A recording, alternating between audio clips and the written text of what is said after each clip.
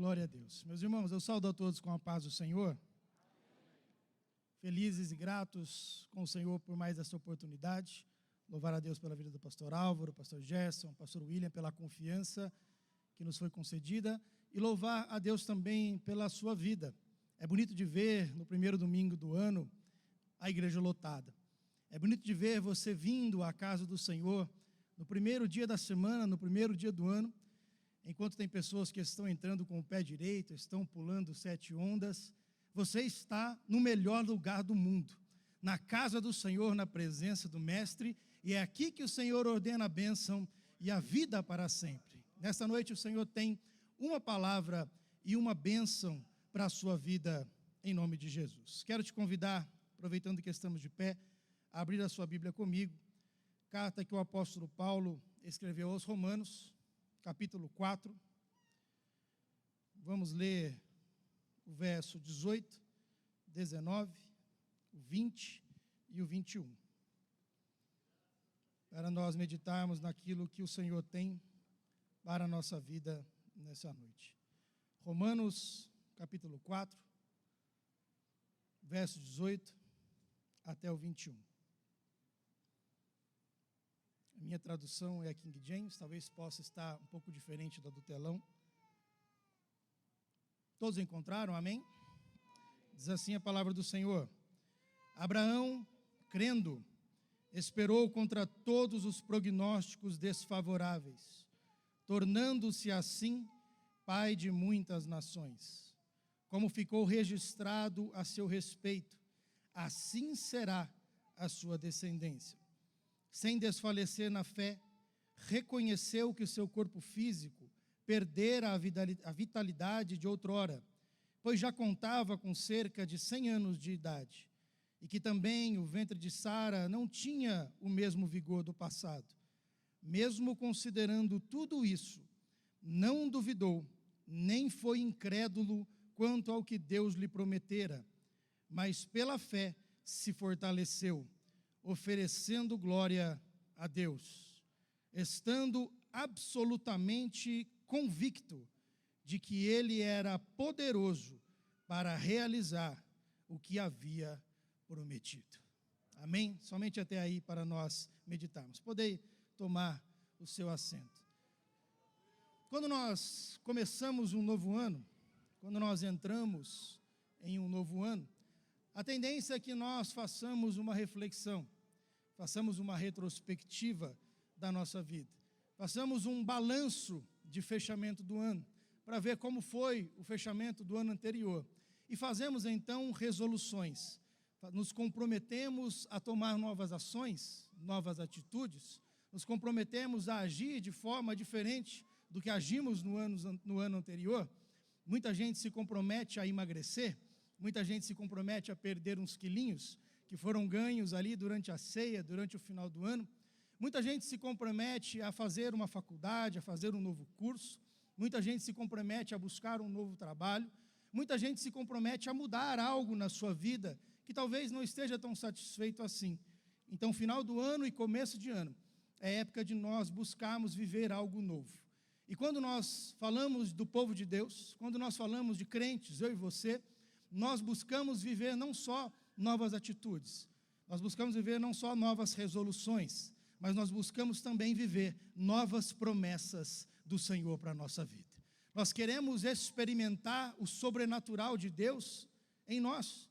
É muito bom ouvir testemunhos do que Deus fez na vida do nosso irmão da direita ou da esquerda, mas melhor ainda é viver as promessas de Deus na nossa própria vida.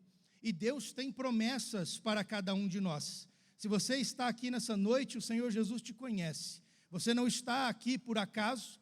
Ele te trouxe, te lavou no seu sangue, te remiu, te preparou para estar assentado entre os príncipes do Senhor, e Ele escreveu uma história de bênção para a tua vida. Há um propósito, há uma promessa, há uma bênção especial para a vida de cada um de nós. Por isso eu quero nessa noite dividir com você uma mensagem que eu quero intitular como 4 requisitos para vivermos as promessas de Deus em 2025. 4 requisitos para vivermos aquilo que Deus prometeu para você em 2025. Para isso nós vamos tomar como base o texto que nós lemos. Falando do patriarca Abraão, Abraão estava diante de uma grande promessa que Deus havia feito para ele. Uma promessa que talvez humanamente era impossível. Ele já contava, como a palavra nos disse, com cerca de 100 anos de idade. A sua esposa também já era de idade avançada, seu ventre era amortecido. Mas Deus lhe prometera algo grandioso, que dependeria exclusivamente da sua confiança. Não dependeria das situações, ou dos requisitos, ou das condições que Abraão tinha, mas dependeria da confiança que ele tinha naquele que prometeu. E quando eu falo de confiar, nós temos pelo menos 3 definições da palavra confiar. A primeira delas no dicionário. Quando a gente vai e abre o dicionário e procura o verbo confiar. Confiar significa deixar algo ou alguém sob o cuidado ou a guarda de outra pessoa. Entregar. É quando eu entrego e descanso. Quando eu coloco algo nas mãos de alguém e tenho a confiança de que essa pessoa vai guardar, vai cuidar daquilo que foi confiado. A segunda definição vem da filosofia. Tomás de Aquino vai dizer que quem confia tem certeza de coisas que não pode verificar. Quem confia tem certeza de coisas que não pode verificar. Se não vejamos, pastor Álvaro, que viaja bastante por esse Brasil, quando o senhor pega um avião, pastor, o senhor pede o checklist de manutenção? O senhor pede a carta do piloto? O senhor checa o combustível? A gente paga a passagem, senta na cadeira e voa. Confiando que a gente vai chegar no destino que a gente se comprometeu a chegar. Quando a gente vai ao médico, pastor William, a gente olha o médico, a gente marca a consulta, ele recomenda para nós exames e remédios, você não pede o diploma dele, para ver onde ele se formou, onde ele se especializou. Se ele é o médico, você confia e toma o remédio, faz os exames. Quando a gente vai no banco e a gente tira um extrato da nossa conta e olha lá, tem um dinheiro lá. Você viu o dinheiro? Não viu. Você olhou o extrato e confiou que o teu dinheiro estava lá. Mas você não viu o dinheiro. Você tem certeza de coisas que você não pode verificar. Você não viu se o seu dinheiro estava lá. Mas o papel te disse que estava. E você acreditou. Mas a maior definição e a melhor delas, que eu quero reforçar com vocês, é a definição da própria palavra de Deus. Em Hebreus capítulo 11, verso 1, vai dizer que a fé ou a confiança é a certeza das coisas que se esperam e a prova daquelas que a gente não consegue ver. Essa é a definição mais bonita que nós temos da palavra confiança. Ter fé é crer no incrível e ver o invisível. A palavra de Deus vai dizer que o justo viverá da fé. Por mais que as condições estejam difíceis, a gente tem que ter fé para continuar caminhando. A gente tem que crer quando não há sinais do que aquilo que a gente espera vai acontecer. Isso é fé. Porque quando as coisas estão fáceis, quando a gente tem dinheiro, quando está tudo muito bom, muito fácil, é fácil acreditar. Difícil é acreditar quando as coisas vão mal. Difícil é acreditar quando as coisas não têm por que acontecer. Milagre só acontece quando é inexplicável. Quando a gente explica, é porque houve uma interferência humana. Mas quando as coisas acontecem de forma inexplicável, nós temos certeza que foi o Senhor Deus que fez na nossa vida. A gente precisa começar a viver em 2025 o inexplicável do Senhor. A gente precisa sair do campo do natural e começar a viver as coisas no campo do sobrenatural. Olhar menos para os nossos recursos, nossos meios, e começar a enxergar mais a grandiosidade de Deus na nossa vida, depender menos dos nossos recursos e mais do poder soberano do eterno na nossa vida, depender mais do cuidado de Deus na nossa vida, depender mais da provisão do Senhor na nossa vida, aprender a caminhar sem olhar o próximo passo. Se Jesus falou para ir, a gente dá o próximo passo e vai, porque a gente sabe que Ele se compromete e que Ele cuida da nossa caminhada. É assim que a gente tem que começar a andar. Quando a gente enxerga o caminho é muito fácil. Mas quando a gente não enxerga, a gente dá o passo no escuro, mas sabe que Jesus está conosco. Em nenhum momento Ele nos deixou. E Ele sabe, a gente tem que saber que Ele está cuidando de nós. Então há pelo menos 4 requisitos para que você viva em 2025 as promessas que Deus fez para você. O primeiro deles está no verso 18. que nós lemos, se os irmãos puderem me ajudar na tela. Verso 18 diz assim: Abraão, crendo, esperou contra todos os prognósticos desfavoráveis, tornando-se assim pai de muitas nações, como ficou registrado ao seu respeito, assim será a sua descendência. O primeiro requisito que eu quero dividir com você é esse: viver as promessas de Deus em 2025 requer dependência total do Senhor. Abraão, o foco de Abraão não estava na promessa, mas estava em quem havia feito a promessa. Às vezes a gente confia muito, a gente foca muito na promessa. O fulano me prometeu uma vaga de emprego. O fulano me prometeu fazer algo em meu favor. O advogado prometeu resolver a minha causa. E a gente começa a focar demais na promessa. Mas a gente tem que andar neste ano focando mais em quem fez a promessa. É aí que está o diferencial. Porque o homem promete, o homem se esquece, o homem mente, o homem muda de ideia. Mas o que Deus prometeu a meu respeito e a seu respeito não há sombra de variação. O que Deus prometeu a mim e a você será mantido, porque foi Ele quem falou, e a sua palavra não volta vazia. Abraão estava dependendo de Deus, quem fez ou quem havia feito a promessa. E nós temos que aprender a andar com ousadia, em obedecer à voz do Senhor em todos os momentos, mesmo que pareça loucura. Às vezes, o que Deus nos promete, ou as direções que Deus nos dá, às vezes parece meio louco, não parece? Parece às vezes que não faz muito sentido o que Jesus fala para nós. A gente olha e fala, não, mas tinha talvez um caminho tão fácil, tão mais fácil para eu ir. Mas Deus fala, não, o caminho é por aqui, não é por ali. E a gente para e não consegue entender. Por que não ir por aqui? A gente não conhece, mal conhece o momento de agora, o que passou, mas o Senhor Deus conhece o nosso futuro. Quando a gente ora, a gente fala com Deus, a gente está consultando aquele que já nos viu no futuro. Quando a gente fala com Deus, a gente está buscando uma revelação daquele que já viu você amanhã, e já viu você vivendo o cumprimento da promessa. Então a gente precisa aprender a obedecer à voz de Deus, mesmo que pareça não fazer sentido. Lembra quando Jesus mandou os discípulos entrarem num barco e atravessarem para o outro lado, para Cafarnaum? Enquanto ele ia orar, os discípulos entram no barco, atravessam, e no meio do mar da Galileia começa uma grande tempestade. Aqueles discípulos falaram, olha, talvez não era este o caminho. Poderiam ter pensado, olha, talvez não era bem por aqui, mas era exatamente ali onde Jesus queria que eles estivessem, para que eles experimentassem a tempestade, e logo após a tempestade, experimentassem o livramento de Jesus na vida dele. Às vezes algumas tempestades vêm sobre a nossa vida e a gente não entende por quê. Mas Deus quer te ensinar algo. Em cada provação, em cada luta que vem sobre a sua vida, há uma permissão de Deus para as dificuldades que você enfrenta. Deus está buscando te moldar. Deus está buscando te aperfeiçoar. Deus está buscando te lapidar, para que você esteja mais preparado para receber aquilo que Ele tem para você. Talvez se você recebesse a promessa hoje, do jeito que você está, talvez não seria o momento certo, ou talvez não seria a situação ideal. Você precisaria de uma lapidação, de um processo para estar preparado para receber. Então a gente precisa obedecer à voz de Jesus, mesmo que pareça loucura. Lembra dos pescadores quando chegaram à praia? Estavam lavando as suas redes de dia, desistiram da pesca, pescaram a noite inteira e não haviam pegado nada.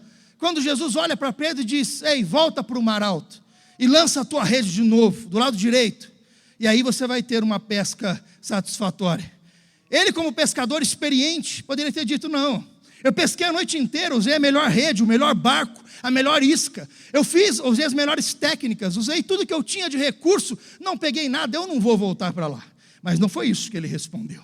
Ele diz, olha, pescamos a noite inteira, não pegamos nada, mas sob a tua palavra, eu vou voltar e vou lançar a rede. Não faz sentido, mas eu vou voltar e vou lançar a rede. Eu não peguei nada, mas eu vou voltar para o mesmo lugar que eu não havia pegado nada, e eu vou fazer uma pesca maravilhosa. Ei, às vezes Deus te manda, ei, volta lá para aquele lugar que você não teve resultado. Volta lá para aquela situação que você não colheu frutos. Volta lá, porque eu tenho um tempo novo para você. Eu tenho uma bênção nova para você. É no mesmo lugar, do mesmo jeito, mas agora não é mais com os teus recursos. Mas agora não é mais com a tua experiência, com o teu dinheiro, com os teus contatos. Agora é sob a palavra de Jesus. Há uma promessa para você aqui nessa noite. Ei, meu irmão, confia, entra no barco, vai para o mar alto, lança a tua rede e você vai ver o milagre de Deus na tua vida. Confia na palavra do Senhor, mesmo que não haja recurso, mesmo que você já tenha exaurido as tuas capacidades. O nosso Deus nunca exauriu as suas capacidades. O nosso Jesus é especialista no impossível. O possível faz eu e você, mas o impossível a gente sai da frente e deixa Deus trabalhar na nossa vida. É assim que Ele quer que você faça, depender totalmente dEle em 2025. O segundo requisito para nós vivermos as promessas está no verso 19. Sem desfalecer na fé, reconheceu que o seu corpo físico, Abraão, perdera a vitalidade de outrora, pois já contava com cerca de 100 anos de idade. E também o ventre de Sara já não tinha o mesmo vigor do passado. O segundo requisito que eu quero que você entenda é que para vivermos as promessas de Deus neste ano, nós não devemos nos apegar aos limites humanos. Não devemos nos apegar ao meu e aos seus limites, às nossas restrições. Não foi isso que Abraão fez? Ele reconheceu que apesar da sua condição, apesar da sua dificuldade, ele ainda viveria a promessa de Deus na vida dele. Fato é que não existem super crentes, não existem super cristãos. O que existem são apenas homens fracos, falhos e pecadores, mas servos de um Deus grande e misericordioso. A palavra vai dizer que Elias, fazendo o que ele fez, era sujeito às mesmas paixões que nós. Ou seja, não há uma capa de super-herói sobre os meus ombros e sobre os seus ombros. Nós temos limitações, e muitas limitações. Mas o que Jesus quer que eu e você entendamos nessa noite é que a gente precisa se desapegar dessas limitações e confiar em um Deus que faz o impossível. Porque o que parece impossível para mim e para você nunca será impossível para Deus. Lembra do paralítico no tanque de Betesda? 38 anos passando por aquela situação. E quando Jesus se aproxima e fala, olha, você não quer ser curado? O que ele vai dizer? Ele vai dizer, olha, eu até tento, mas quando eu vou pular no tanque, alguém tem que me jogar lá, alguém vem e pula na minha frente. Ou seja, ele estava esperando a ajuda de alguém. Jogar ele no tanque. Havia 38 anos. Mas quando ele encontra com Jesus, a Bíblia diz que os olhos de Jesus olham para ele, Jesus entende a alma e a situação daquele homem, e cura ele naquele momento, independente da ajuda de homem. Por maior que fosse a limitação dele não era suficiente para barrar o milagre de Jesus na vida dele. Meu irmão, eu não sei qual é a sua limitação aqui nessa noite. Eu não sei qual é a sua dificuldade. Eu não sei qual é a restrição. Eu não sei o que tem te impedido. Mas nessa noite Jesus te convida a se desapegar dessas limitações e começar a olhar para um Deus que não tem limitações, começar a olhar para um Deus que faz o possível e o impossível. Nessa noite Jesus está te convidando a um ato de fé e tocar nele, assim como a mulher do fluxo de sangue fez, há 12 anos sofrendo de uma enfermidade, e a Bíblia diz que ela gastou todos os seus recursos buscando ser curada. Se fosse nos dias de hoje, teria gastado dinheiro no Albert Einstein, no Sírio-Libanês, nos melhores hospitais, contratado os melhores médicos, feito os melhores tratamentos. E a Bíblia diz que ela não melhorava, pelo contrário, só piorava. Enquanto ela confiou nos seus recursos, ela só piorava. Mas no momento que ela viu Jesus passar, e ela decidiu com fé estender as suas mãos, usando as suas últimas forças para alcançar a orla das vestes de Jesus, apenas um toque foi suficiente para fluir poder de Jesus e curar a enfermidade dela instantaneamente. Ei, eu não sei qual é a tua enfermidade aqui nessa noite, o que você tem enfrentado, Você tem colocado limitações diante dos médicos, diante dos teus recursos. Nessa noite você se encontra com um Jesus que cura. Você se encontra com o Jeová Rafá, aquele que quer restabelecer a sua saúde. Meu irmão, aquilo que o médico não pode fazer, sai da frente e deixa Jesus fazer. Depois você leva o exame do antes e o depois e mostra para ele. Falou, o Senhor não conseguiu fazer, mas o meu Deus entrou com providência e resolveu a minha situação. Mostra para ele, testemunha o poder do Deus que você serve. Mesmo que as circunstâncias pareçam contrárias e os nossos recursos pareçam limitados, Ele permanece fiel. Ele permanece fiel. Terceiro ponto, o terceiro requisito que eu quero compartilhar com você, verso 20, para nós caminharmos para encerrar. Verso 20, mesmo considerando tudo isso, não duvidou, nem foi incrédulo quanto ao que Deus lhe prometera, mas pela fé se fortaleceu, oferecendo glória a Deus. O terceiro requisito que eu quero que você entenda nessa noite, que para viver as promessas de Deus neste ano, precisamos buscar forças em Deus. Abraão, passando aquela dificuldade, aquela situação parecia improvável, a Bíblia vai dizer que ele se fortalecia, não era ouvindo conselhos. Ele se fortalecia, não era fazendo mais amigos.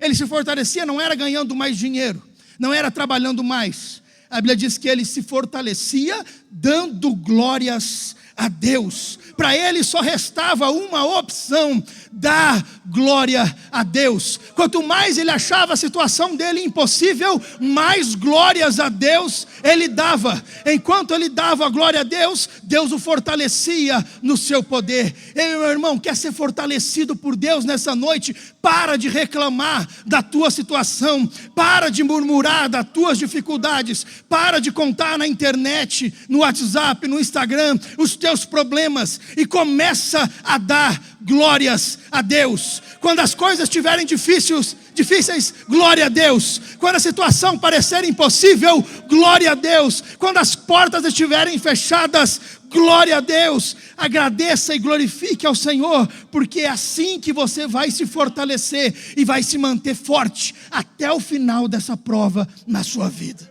até o final dela. Entenda, todo o processo de Deus tem ao menos um propósito e uma promessa associados. Viva o processo de Deus sem murmurar. Viva a preparação de Deus sem reclamar. Deus tem algo grande para mim e para você, mas para isso Ele usa dos processos para nos preparar, nos lapidar, nos qualificar para receber aquilo que Ele tem para nós.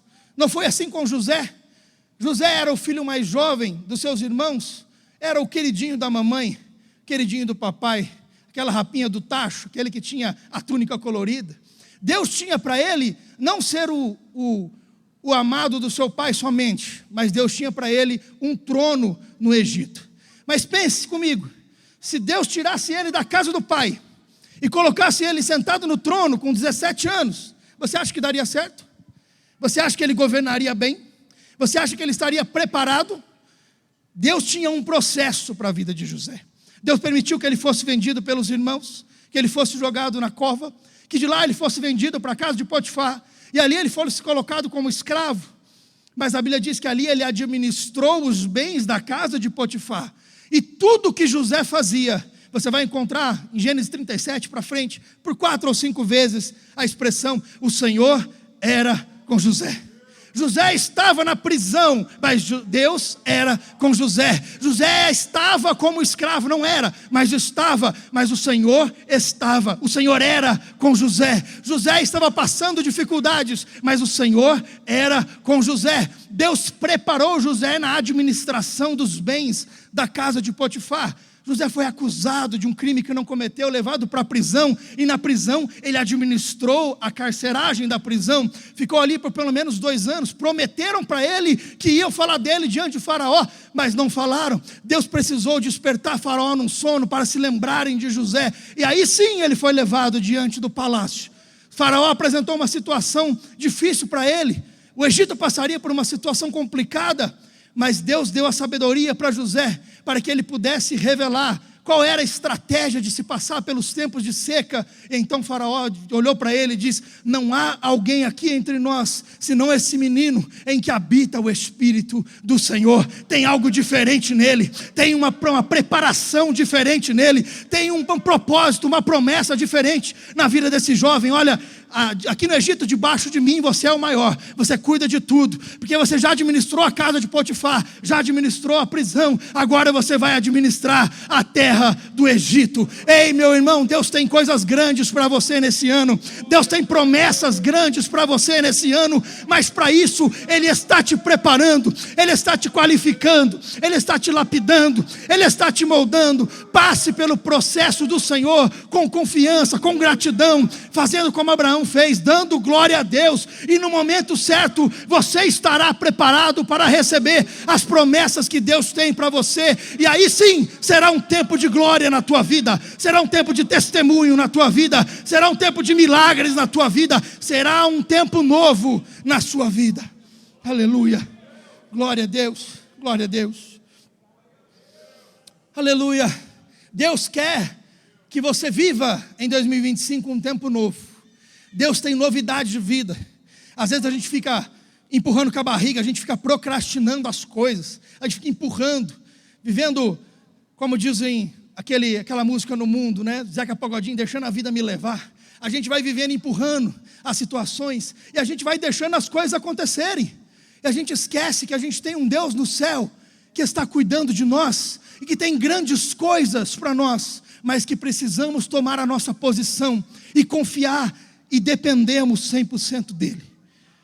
O último ponto que eu quero compartilhar com você, para nós encerrarmos, 4 requisitos para vivermos as promessas de Deus, está no verso 21.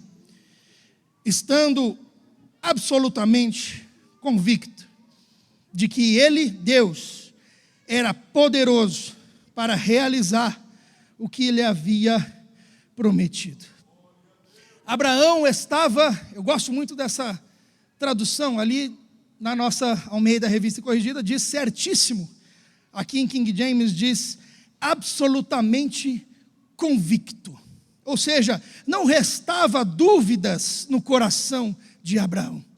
Ele estava absolutamente convicto de que ele alcançaria a sua promessa, porque ele sabia quem havia lhe prometido. Ele sabia que o Deus que ele servia se encarregaria de cumprir aquilo que havia prometido. Ele espera cerca de 25 anos para viver o cumprimento da promessa, mas não duvida que ela haveria de se cumprir. O problema é que às vezes a gente espera um tempo de cumprimento da promessa e a gente quer resolver as coisas do nosso jeito. A gente quer dar uma forcinha para Deus trabalhar. Não é assim? Às vezes você não sabe esperar o tempo que Deus tem, e você quer dar uma ajudinha para Deus. Foi isso que Abraão fez no cumprimento da promessa. Resolveu acelerar o filho que Deus havia prometido para ele. Todas as vezes que Abraão usa os seus próprios artifícios, seus próprios recursos, para tentar dar uma mãozinha para Deus, os resultados não foram nada bons. Quando a gente tenta acelerar as coisas, a gente tenta passar o carro na frente dos bois, como se diz aí no meio rural, a gente às vezes se atropela, e a gente atrapalha o processo de Deus na nossa vida. A gente precisa, nesse ano, estar convicto, ou absolutamente convicto, de que se o Senhor prometeu uma bênção especial para você, meu irmão, minha irmã, Ele vai fazer, no tempo certo, do melhor jeito possível, sem a sua ajuda, sem os seus recursos, para que as pessoas não olhem para você e digam: olha, você só conseguiu porque o fulano te ajudou. Já ouviu isso? Quando alguém te dá uma forcinha, mas também com a ajuda do fulano é fácil. Quem tem dinheiro é fácil, quem tem contato é fácil. Mas Deus neste ano irá trabalhar na sua vida sem recursos humanos, sem contatos, sem dinheiro, sem jeitinho. O que Deus espera de você nessa noite e neste ano é que você esteja absolutamente convicto de que Ele cumprirá as promessas dEle na sua vida. O único caminho que nós temos para viver o sobrenatural de Deus na nossa vida é depender totalmente daquele que tudo pode fazer. Que neste ano, meu irmão, minha irmã, você comece diferente. Que você comece com uma mentalidade nova. Que você comece com uma fé renovada. Que você comece com uma atitude diferente. Busque mais a Deus. Consagre mais a sua vida. Procure ouvir melhor a voz do Senhor na sua vida. Antes de tomar uma decisão importante que vai impactar a sua vida, a sua família, ouça a Deus primeiro. Antes de trocar de emprego, de trocar de empresa, de mudar de cidade, de mudar de igreja, antes de fazer qualquer coisa que você queira fazer, ouça a voz do Senhor primeiro. Tem muita gente batendo cabeça por aí, porque acha que conhece o futuro, ou sabe qual é o melhor caminho. O Senhor diz, eu bem sei os pensamentos que eu tenho de vós, diz o Senhor, pensamentos de paz e não de mal, para vos dar o fim que você espera, um fim de bênção, um fim de glória, um fim de testemunho, um fim de promessa. Deus tem algo melhor para você neste ano, meu irmão. Sai da frente e deixa Deus trabalhar no teu favor. Vai a reboque, deixa Deus abrir o caminho e vai andando nos passos dele. Confia que ele está te guiando, que ele tem uma promessa, um plano, um projeto para a sua vida, e creia que o Senhor Jesus está te guiando e cuidando de você. Que esse ano de 2025 seja um ano diferente. Seja um ano de você viver o sobrenatural de Deus. Seja um ano de você confiar em Jesus como você nunca confiou. Seja um ano de você depender exclusivamente dele. E seja um ano de você estar absolutamente convicto de que ele vai cumprir aquilo que ele já te prometeu e as novas promessas que ele tem para você neste ano. Amém? Que Deus abençoe a sua vida e eu agradeço essa oportunidade em nome de Jesus.